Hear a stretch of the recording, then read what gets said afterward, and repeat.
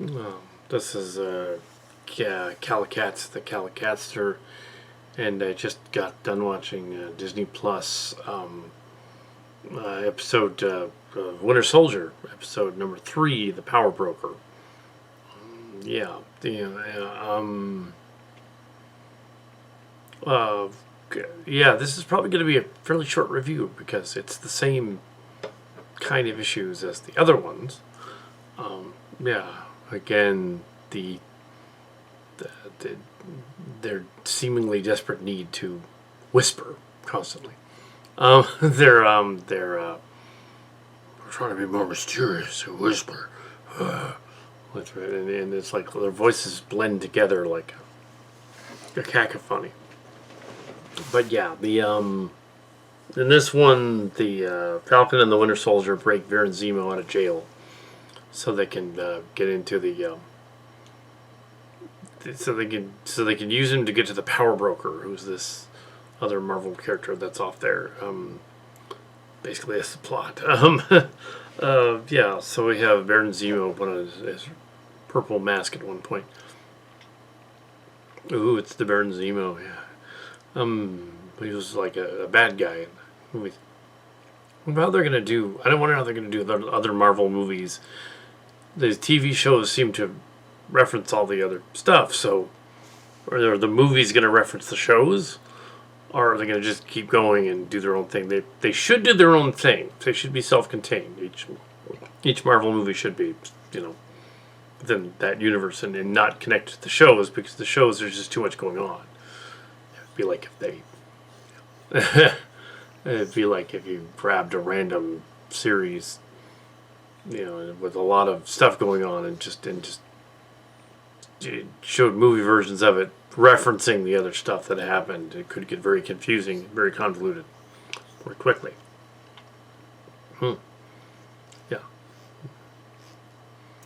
Which, yeah, kind of like the fan stuff that we're doing, very convoluted. But yeah, not in this case. This is it seemed to be an homage to Lethal Weapon 1 or 2, one of those. For a lot of it, a canister area fighting bad guys. Sharon's in it. She kicks butt. She kicks all the bad guys' butts. The gunplay is ridiculous. It's like a James Bond Lethal Weapon thing. Yeah, I don't think Falcon has super soldier serum in him. So like, how is he gonna fight bullets and dodge them and stuff? He's just a guy in a mech suit, which he doesn't use in this episode.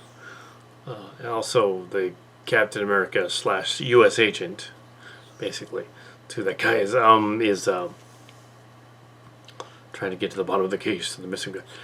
One other thing that was kind of cliched is they did that whole, as a trope, they did that whole trope where you're like, oh, we need to break this guy out of jail.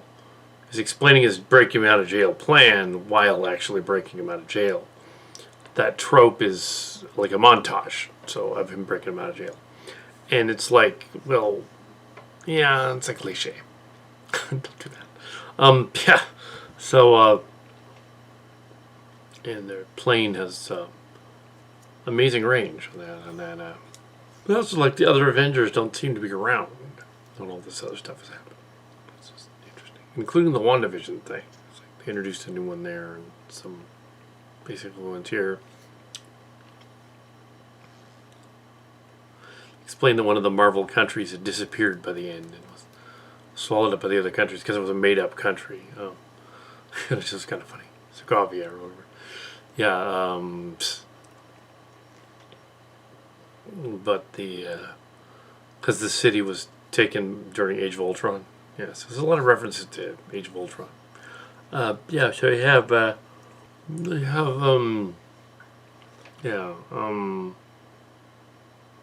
it was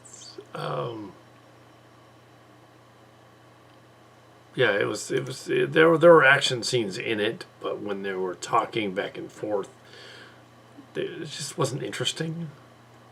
At one point, they went to a couple of nightclubs, and the first one they went to go see the casino type bad guy lady who was channeling sort of a Cruella de Vil type of vibe crossed with the Angelica character from Transformers, from Silly Track. And even though they haven't met her, because it's the Angela character, it's Angela Talisman from Silly Track. Starship Locations with a German accent. It's literally her. She was loosely based on Gabby Gatov from Jung Swan, and this character looks like her. So they've clearly read their story. Just using it. Now she's supposed to be somebody from Marvel, but maybe Gatov was copying that. Sandra Gatov's mom, basically. Sandra Gatov is now a lawyer in Florida somewhere. The mother is still somewhere in Oregon, somewhere with the other Jung Swan people. Anyway, yeah, I'm sure they did not give the Marvel people this script. I'm sure they did not. It's a coincidence. They just are fans of Silly Track. They should buy my books because they keep their fans, obviously, over there at Disney Plus. They should buy the books, buy them all over and over again. Buy my books. Starship Locations, Amazon Kindle. Yeah, so, but I guess because those are Paramount, inspired by Paramount, not Disney. They want to do that. Yeah, so, they're not really Paramount. They're just inspired by Paramount, like Star Trek. They're inspired by Star Trek. That's what I mean. And CBS. Disney's not CBS, so. Yeah, that's pretty much it. I mean, they go on an adventure. They break a guy out of prison, and they go to another town, and it's this other town. They got to go down and find the serum creator guy, looking for the power broker. I don't think they ever actually found him. Looking for the power broker. They go down to the serum creator guy. He's hidden in a base that's underneath the containers, or like shipping container thing. Did they film this on that shipping container boat that was trapped in the harbor, the Evergrot? No. They filmed it somewhere else. But yeah, so somewhere in L.A. And they probably had to destroy it afterward. So, no, I'm sure a lot of it was CG with screens and stuff.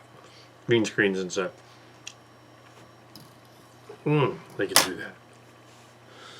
Anyway, so that's pretty much it. That's all I got. It's not. Yeah, it has some nice action pieces, but it's the characters just aren't all that engaging. Really, you have Falcon and Winter Soldier basically talking like this to each other. Oh, we're trying to be deep and dark. Ooh, and it's like not even the ooh part. They're just we want to be deep and dark. Out trapped, and a person called on the phone, and I talked to her, and oh, okay, we're gonna go over here. It's like, come on, enunciate a little bit. No, and I don't mean they should be angry. I mean they should enunciate a little bit. Like, they can't all be Batman. You can't. You don't do the Christopher Nolan thing. Have them all be Bane and Batman talking with the same sort of Batman. Yeah, Falcon and the Winter Soldier episode 3. It's okay. Hope it gets better. They are longer ones though, so longer than WandaVision was. The episodes were between 35 minutes and 45. Some were 50, but these were all 50 something. Looks like 54 minutes. No, the first one was 50 minutes. Second one was 50 minutes. Third was 54. That's a Disney Plus. Disney Plus. Disney Plus. Yeah, so.